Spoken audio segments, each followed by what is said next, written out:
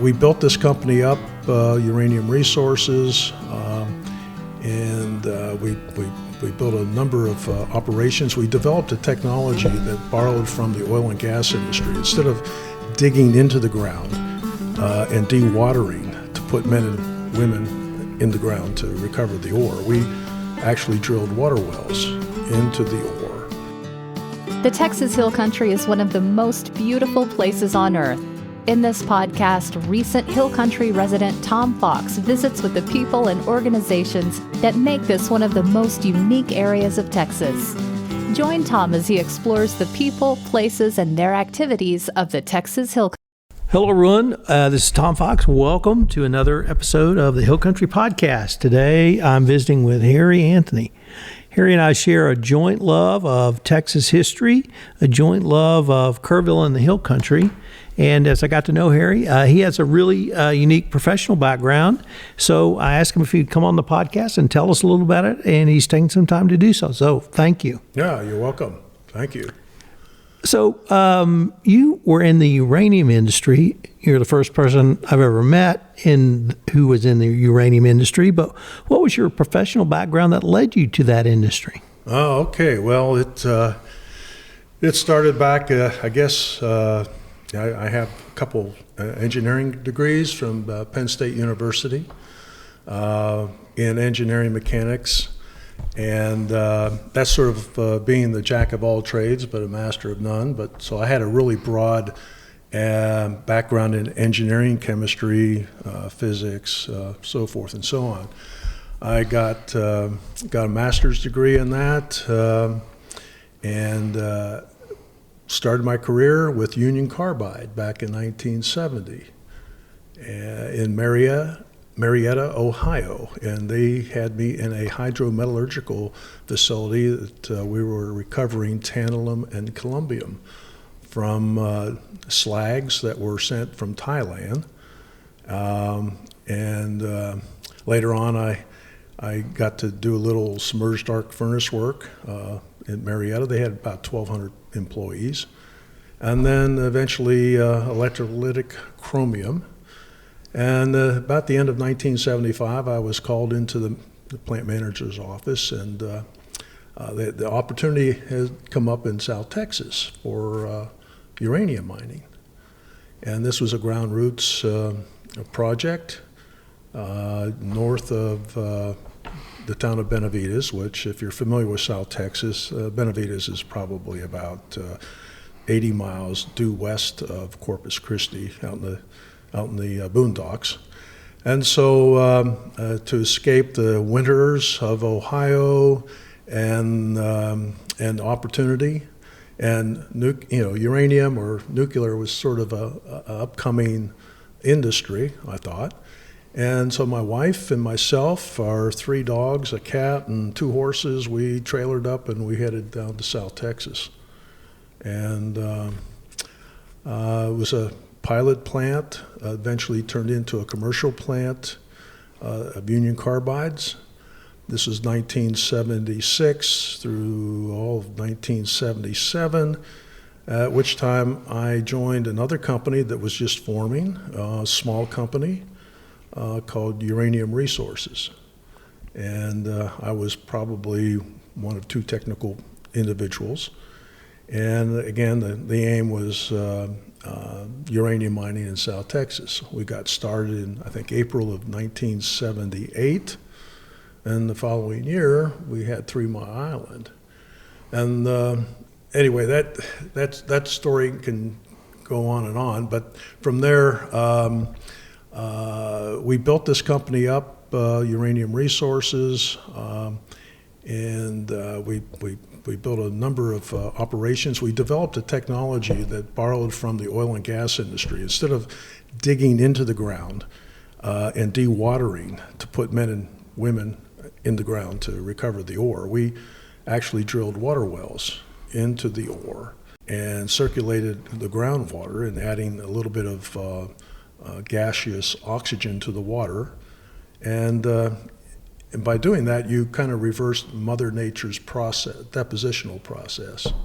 if I can kind of back up a little bit and explain how the uranium got to South Texas, it's kind of interesting. If you go back in millennia, West Texas was very volcanic. And over time, there was probably 400, 500, 600 feet of volcanic ash laid down across South Texas and all over Texas. And over time, with compaction and the environment with rain, and we developed these underground formations that carried, today is a source of drinking water in South Texas. But as this water passed through these regions, this oxidized water, and this volcanic ash contains uranium, it would dissolve this uranium and you'd carry it in the water down dip until it encountered a source of reduction. And you have this source of reduction around oil and gas deposits. You've probably smelled the rotten egg smell. When you've, in Georgia, I know that's when I first encountered it, but in South Texas, there's a lot of rotten egg smelling water, and that's a reduction of hydrogen sulfide.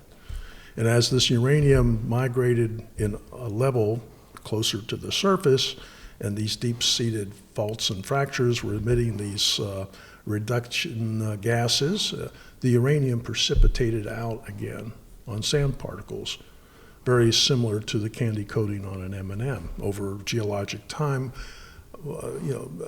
millions and billions of gallons flowed through this region, depositing uranium in these locations because of the reduction. And of course, the water would continue to flow out under the Gulf of Mexico, but it would trap the uranium, the vanadium, the molybdenum, the arsenic, a host of metals, heavy metals, in these formations in South Texas.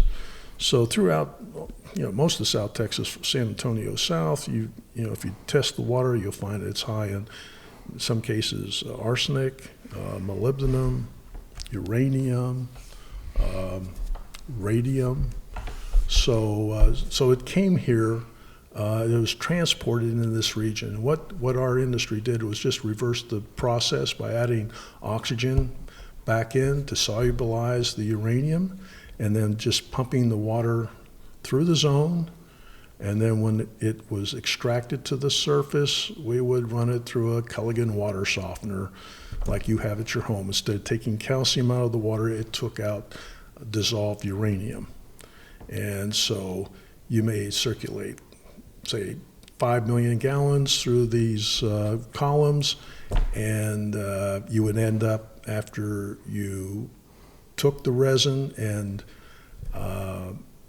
stripped it of the uranium, you'd end up with 10,000 gallons. So you've got a concentration effect where you now can economically treat it, precipitate it, and then sell it to an end user, which in our case was the nuclear electric utilities. And so I'm kind of a little off on giving a lot of description there, but it's an interesting process because once we're done mining, then we clean the water up. We run it through a reverse osmosis unit, and we put drinking water back in the ground. We take the brine that comes off, and it goes into a deep disposal well 5,000 to 6,000 feet below the surface. And when we're all done, it's turned back to the landowner, surface owner, for unrestricted use. It's a pretty nice way of mining. And this all started in South Texas in the mid-'70s, and it's caught on. Right now, probably a good 60% of the uranium that's mined in this world is done in this fashion. Other countries use sulfuric acid. We don't use that here in Texas. Or in this country, it's predominantly a bicarbonate. Everything is done at neutral pHs or higher, and that's required by law. So I can't remember if I read this number or you told it to me, but at one point in the 80s and 90s, the United States, I believe, was number 3 in the world in uranium mining. And that changed. And for those listeners, I hope they understand the importance of uranium, both from a energy perspective, but also from a national security perspective. So in my mind, we've dropped in a couple of areas, but I was wondering if you could walk us through, if those numbers that I gave you were correct, what happened? Yeah, so we were number one. We obviously, nuclear energy was born in the United States during the Manhattan Project, right? And we were the leaders, with this technology. And of course, then the Russians got involved in it, and there was some. Obviously, they were spying on what we were doing, so they got a kind of a hand up. But basically, we were producing in 1980 about 42 million pounds of uranium. Our nuclear program at that time was only consuming 24 million pounds. Back in the late 60s or early 70s, they were forecasting there'd be 1,000 nuclear reactors by the year 2000. I mean, that's things got kind of crazy back then. People were ordering reactors. Each reactor was a different design. And then, as I mentioned earlier, 3 Mile Island occurred, and things came to a screeching halt. The NRC got in, things were delayed, strung out, and then, 1980, was it 84 or 86? I can't remember. We had Chernobyl. And then shortly after Chernobyl, and there were no more reactors ordered after about 1979. I think there was 132 that were planned, of which only 110 were built. I think about another 100 or so were scrapped. So there was, and then we got into conservation in the early 80s, so there wasn't this great need for energy. Then probably the big crushing blow for the nuclear industry, believe it or not, was when the Berlin Wall came down in '89. Because at that time, the former Soviet Union, the only thing that they had that they could use for hard currency is their resources. And one of the resources they had was this high enriched uranium, this bomb-grade material. And back in the early 90s, it was a program called megatons to megawatts. So we were taking all their bomb-grade uranium, the high enriched uranium, which is enriched to about 90%, and we were downblending it to about 5%, so we could feed it to our reactors here in the United States. I think everybody would agree that's a good way to get rid of that material. So the missiles that were aimed at San Antonio and Houston and Dallas, those missiles were then converted to provide fuel for places like Comanche Peak, the project up there in North Comanche Peak. Yeah, Comanche Peak, thank you, and the South Texas Nuclear Project, as well as a host of other reactors in the United States. So that was called the megatons to megawatts, and that happened up until about 2010.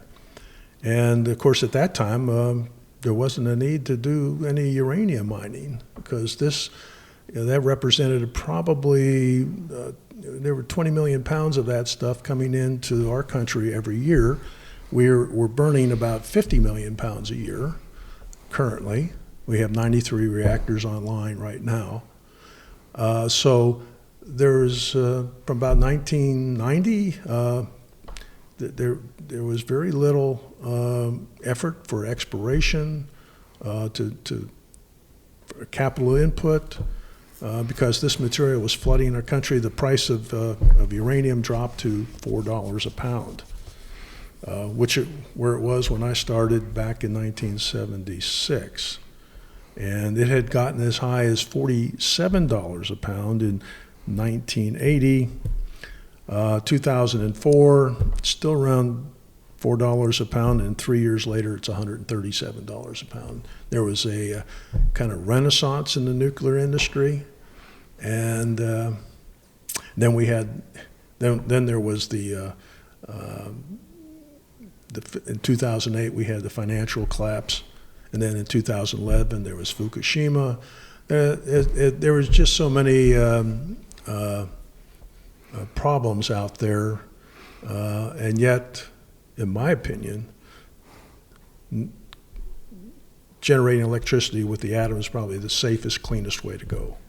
And that really brings me to my next point, because we're obviously recording this in 2022, and we've had two events or two series of events that have converged, both very different, but both in many ways pointing to the need for this industry, the need for this product, and the need for it in the United States. The first one is, from the business side of things, one of the most ubiquitous phrases in corporate America is ESG, and that's environmental, sustainable, and governance. And in the environmental, it's now almost gone back to, frankly, the way it was, that nuclear energy is seen as clean energy, and it's seen as an E positive in your ESG program.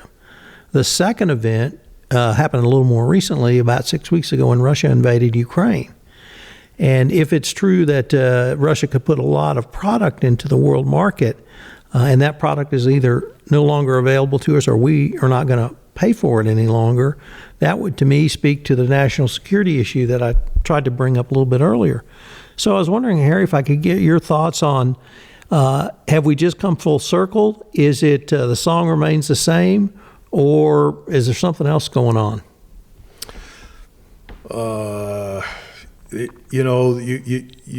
We talked about the environmental aspects of it. Obviously,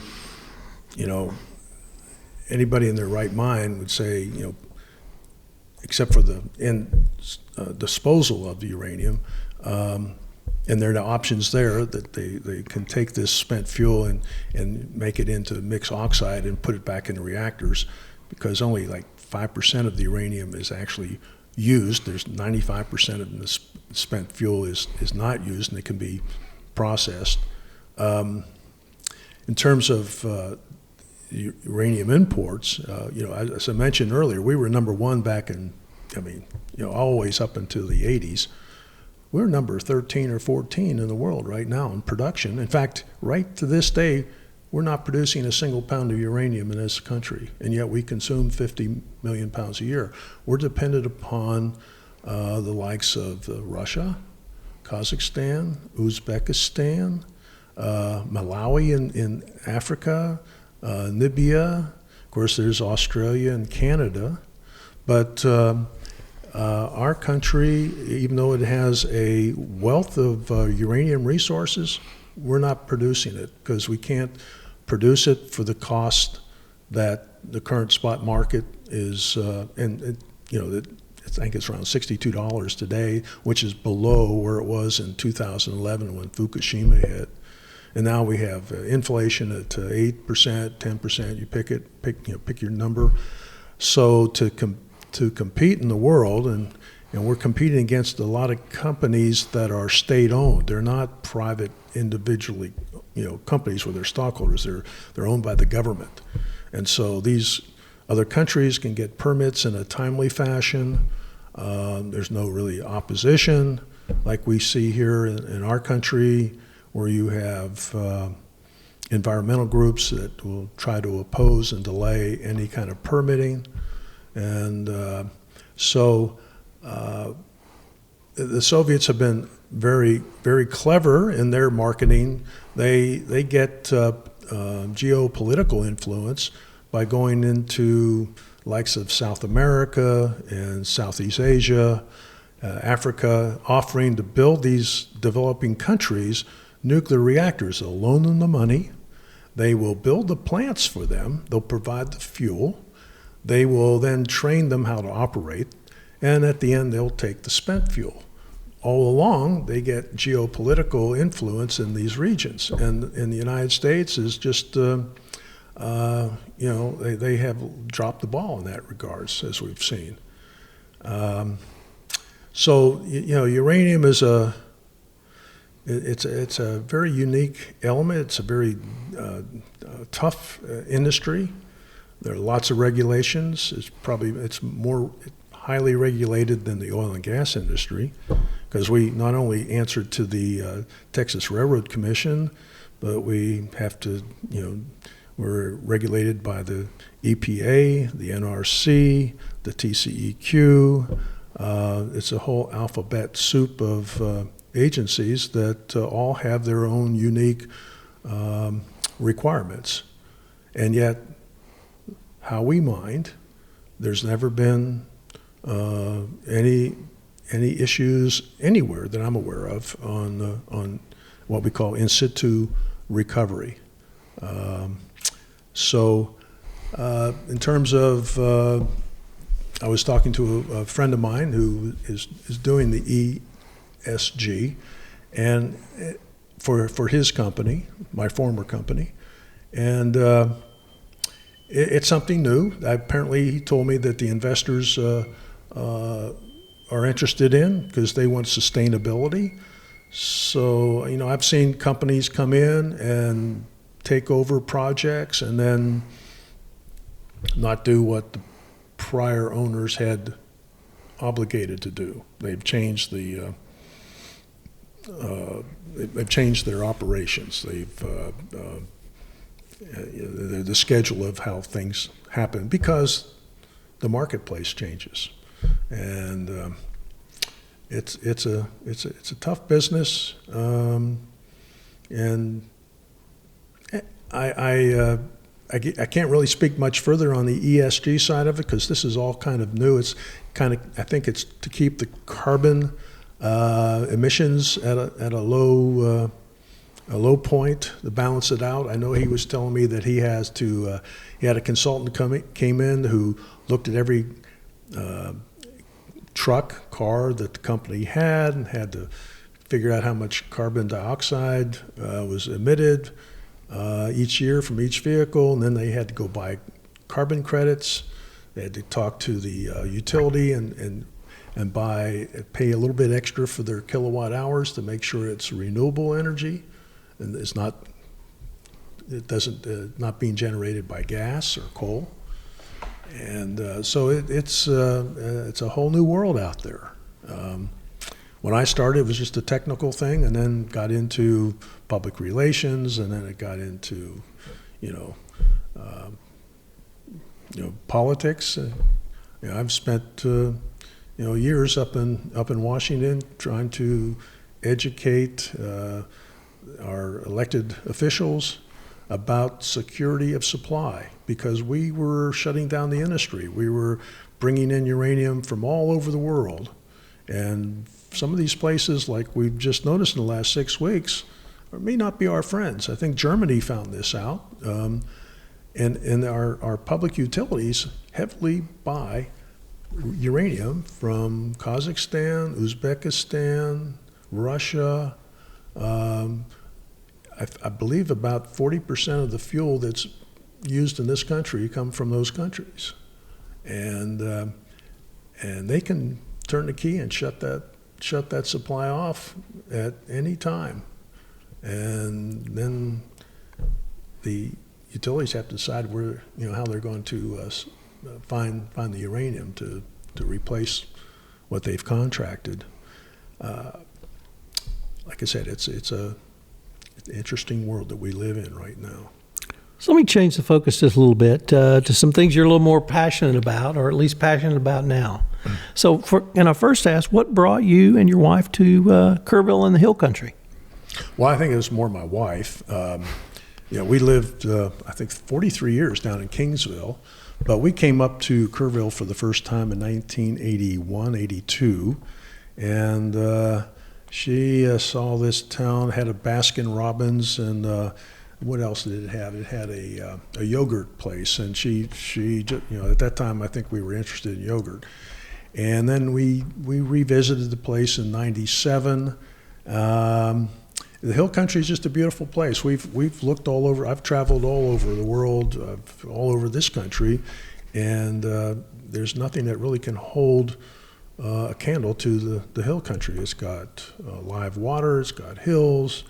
It's got culture, and it's close to San Antonio, the big cities if you need to go down there, and yet it's rural, and so that and I like Texas. I love Texas, We talked about Texas history. I love Texas history. I've enjoyed reading all about it. And so I didn't want to go anywhere else. I wanted to stay in Texas. So that's what brought us to Kerrville. Well, let's talk about your love for Texas history, because I'm a native Texan. I built my first Alamo in the 5th grade when I was 10 years old. You did not have that experience with Texas history. When did you kind of discover Texas history, and why did you fall in love with it? Well, I tell you what, my first experience with Texas history goes back to about 1957 with the Kingston Trio. They had a song at that time about the Alamo. Maybe you remember it, maybe you don't, but I remember playing that over and over again. 180 were asked by Travis to die. And anyway, so Texas history, I don't know, I just love history, and I've read all about, I think Texas. I've read about the captured children from the Apaches over here just north of Fredericksburg, and about the war between Mexico and the United States, and the battle at Goliad. Very familiar with that. And of course the King Ranch, that was probably back in '84. I read the Tom Lee's 2 version history on the King Ranch. Amazing what that ranch was able to do back 150 years ago, communicating St. Louis, New York, developing what they did. Anyway, my hat's off to them. So Texas Rangers, there's just so much about Texas. And those are just some of the things I can think of off the top of my head right now, without getting more specific. So we have one other passion, actually, and that's rescue dogs. Oh, yeah. And you and your wife are very active in that. So could you tell us, where did you develop your passion around that, and how you kind of fulfill that passion? Well, really, we've had dogs our entire lives. I love dogs. My wife also loves animals. Unfortunately, when she was growing up, she wasn't allowed to have one. So when we got married, we had a dog, and pretty soon we had 2 dogs and 3 dogs. And as I mentioned, when we moved to Texas, we had 3 dogs and a cat. Then back in the late 90s or early 90s, I can't remember, we became active in our community, Kingsville, on adopting dogs or fostering dogs. And at that time, Kingsville, there were a lot of stray dogs. And this group that was formed called Animal Rescue Clayburgh, ARC, would gather these dogs up. And I was, at that time, I taught myself a little HTML web page. And so we were starting to ship these dogs off to places like Utah, Maine, Alaska. And we had some of our volunteers, their husbands were airline pilots, and they were able to take these dogs and fly them to Denver or fly them to Pittsburgh or wherever. And so we started sending dogs out of Clayburgh County to find better homes. And then we did that we fostered. I had a little stable, and we converted some of our stalls into places to hold dogs and cats. I think my wife reminded me the other day, I think we had 28 dogs at one time at our stable. Plus, I think we had 8 dogs of our own, indoor and outdoor dogs at one time. So currently we have 3 dogs and a cat. We just, we just love the animals. So we came up to Kerrville. My wife decided she didn't want to be involved in taking care of the animals anymore, but the Humane Society of Kerrville has a resale shop, and and so she works down there, taking in donations, pricing them, and that resale shop generates enough money, along with the other donations, to underwrite the care of their shelter, which is a no-kill shelter, And from what I understand, some of those dogs have lived there for upwards, a few of them over 10 years. But anyway, it's a passion of ours, and will probably continue to be so as long as we are able to. So the one charity listed on my podcast network website is a rescue dog charity. So I'm very, very attuned with that as well. Harry, unfortunately, we're near the end of our time for this episode, but I wanted to thank you again for taking the time to visit with me. And you've given me a little insight into the uranium industry today, and I was wondering if someone wanted to maybe explore some of those issues in the context of what you've talked about in ESG and national security. Is there any place they could really start to educate themselves? I think a good place to go would be the Energy Information Agency, EIA. So if you just Google EIA, the initials, and then space, and then the word uranium, you'll be taken right to a page that we'll talk about everything uranium, nuclear, and it will open up your knowledge about this very strategic material. Well, Harry, thank you. I look forward to continuing this conversation. All right, thank you. I love telling stories, and the Hill Country podcast is designed to do just that. If you have a story you'd like to tell, I'd love to sit down and visit with you. Please contact me at tfox@tfoxlaw.com, and I'll sit down and visit with you for an episode of the Hill Country podcast. The Hill Country podcast is designed to tell the people, places, and things that make this the most unique part of Texas. The Hill Country podcast is a production of Compliance Podcast Network.